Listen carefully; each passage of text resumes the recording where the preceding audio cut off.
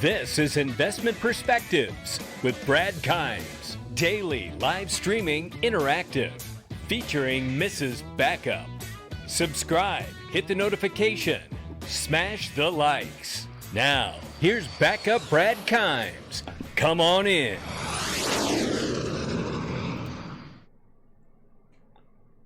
Welcome back to Investment Perspectives, everybody. I wanted to make another quick video for you guys. Remember, no live shows this week because I am working on the documentary Kryptonaires.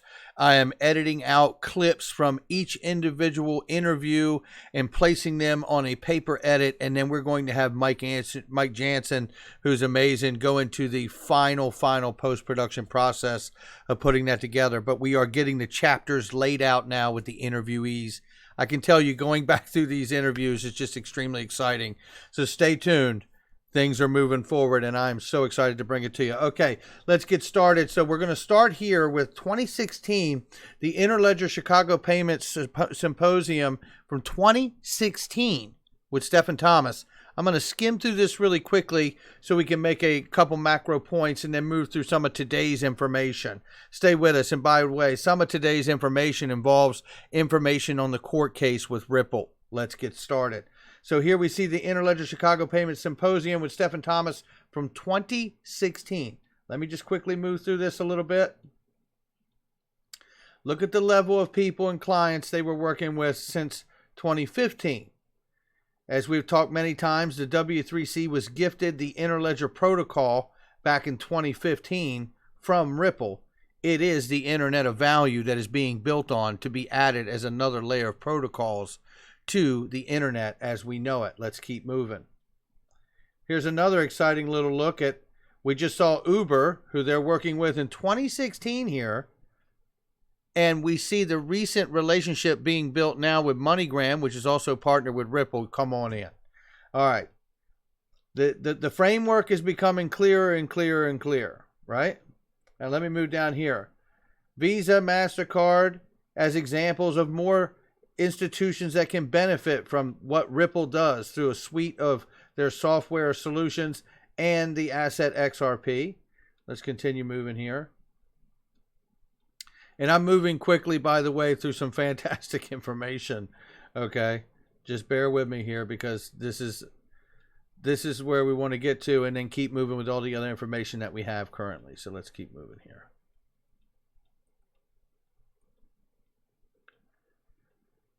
Okay, so coming down through here, we see infrastructure consolidation. They start showing you the different layers of consolidation for infrastructure: phone, email, chat, TV, internet.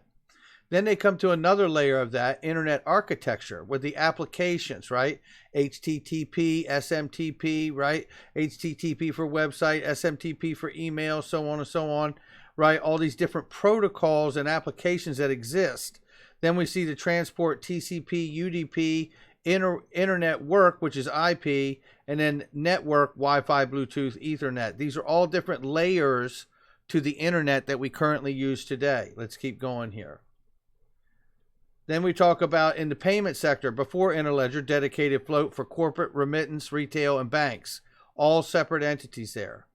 Capital consolidation, credit card, corporates, remittance, banks, Interledger. Notice they all run through this as opposed to being individual networks that are siloed, right? Then we get down to this architecture structure here of the Interledger. And we see here the application of SPSP, PPSP, Interledger in between, the ledger, ISO 20022, Bitcoin and Ethereum here. This shows you how the protocols of the Interledger protocol can be integrated to become the next addition to the current existing layers and protocols of the internet as we know it right now, giving us the Internet of Value. And then here it shows us the different cost models and so forth, so forth. Really great document from 2016. So let's keep this going. Coming forward to today, we have Keyless, right? Keyless was just recently on the podcast with Ripple, right? Block Stars with David Schwartz. Shout out to them. This is interesting because I can tell you something. I get half my brain power back when I don't have to remember my usernames and passwords to about 5,000 different things that I'm using on the internet. The facial recognition that you're seeing here, biometrics, this is what they're talking about. I know people hear biometrics and they immediately run to the cynical conspiracy theory end of the spectrum. But like it or not, this is where we're going. And this to me is exciting. If I could look and sign in and not have to belong to or keep track of all these different things, I cannot tell you how many times I go to do a task. Let's say that I go to use an old account or an old subscription site that I belong to or something, and I just want to do one simple task. Well, that one simple task turns into 20 minutes of resetting my password. Then I got a new phone before I actually used that site last, and now it doesn't recognize my phone for confirmation device. Now I've got to go to a secondary email. Everybody's been through this, right? It's flawed. It's flawed. Even as scalable as the internet has become, that is flawed. So this is very exciting to me to understand that we could be moving to a place where I could literally do all the necessary upfront things to get my identity and my profile straight, then have my facial recognition and have everything potentially move through that source to be able to access anything that I need. Oh, very excited about it if you can't tell. All right, let's keep going. Keep you up to date on this. As of today, we saw apparently another 143 million XRP EUR-ODL corridors being wired. Ripple sends another stash later. ODL corridor Bitstamp has moved a gargantuan amount of XRP, while Ripple sending more afterwards. Meanwhile, the XRP liquidity index value has come close to an all-time high. This is pretty interesting stuff. The XRP Ledger Monitor bot has noticed several gargantuan funds over the past 24 hours. The biggest of them was made by Ripple's ODL corridor Bitstamp, 143 million XRP. Ripple itself also wired a substantial amount of its cryptocurrency. All in all, the amount of transferred XRP considering other transactions totals 188 million XRP. Bitstamp wires almost 143 million XRP. Ripple sends more. So this is really basically a repeat of what we just talked about here. So this is interesting. We want to keep up on this. I'll tell you something. It's the EUR-ODL corridor. Now, even David Schwartz had remarked, and we covered this a couple days ago, that he was shocked to even see that there was like 1.5 million transactions used and settled between Euro and USD between that corridor, which may well just have been a test. But, they said that they saw efficiency in it and the 24-hour, 7 days a week, 365 availability as well as holidays. So they were able to offer up an excuse for it, but it may have just well very been a test. I love it, however, the less. So there we go. Let's keep moving here because we got a couple other things to talk about here. So Ripple goes cloud. New solutions will significantly increase efficiency. RippleNet cloud-based solutions. Let's take a look at this. Ripple has released a cloud solution for RippleNet that will significantly accelerate integration at financial institutions.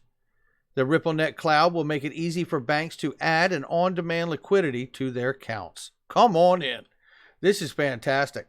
Why is RippleNet Cloud coming now? Well, RippleNet Cloud enables customers to send and receive payments with a single integration and common Ripple payment objective, RPO.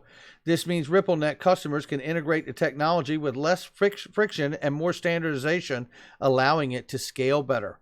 As Ripple further explains, customers can go live 5 weeks faster with the cloud than with the previous on-premise solution.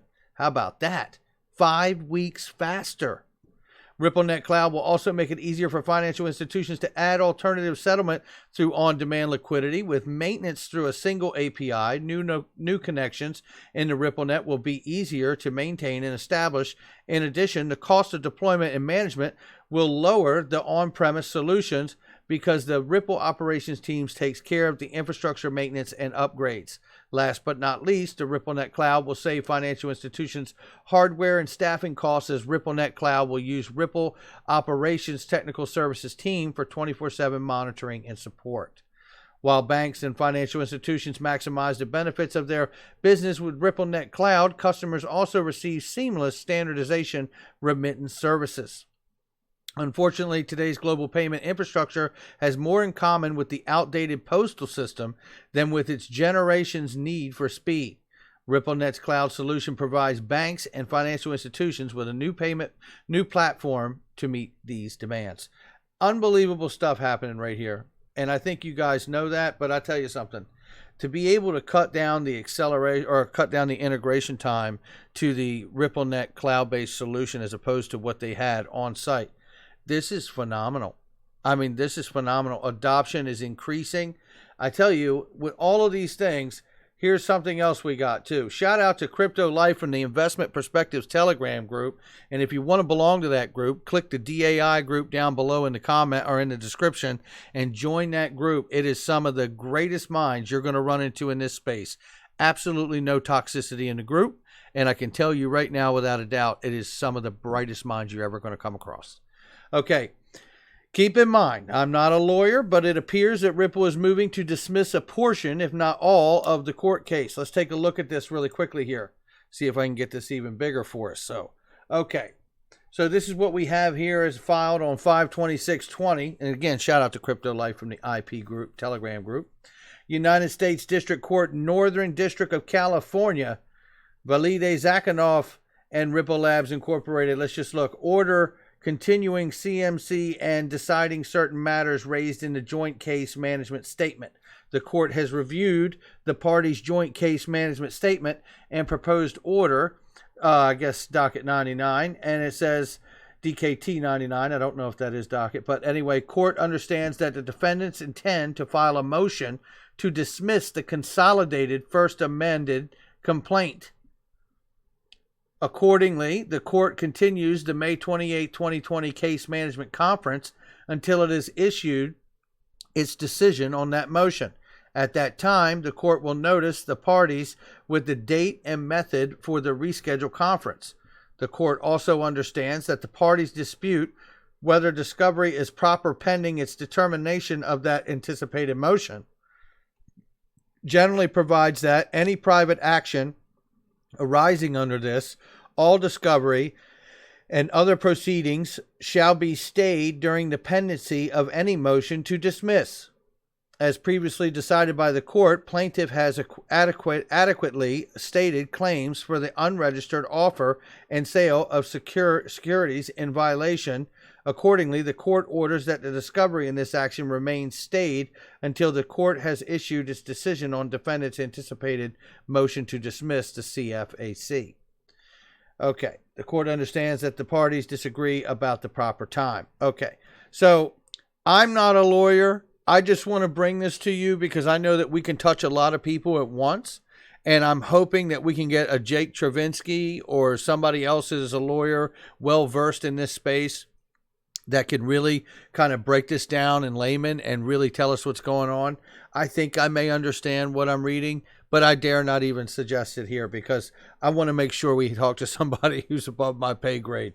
Anyway, that's what we have on the court case at this time. Anybody that has any information on it or clearly understands what it is, feel free to leave a description or a short, brief answer to a response to this so we can all share this information. That's the whole purpose of this. So there you go. There's your video for today, guys. I hope everybody has a great day. Stay tuned. We'll catch you on the next one. Take care.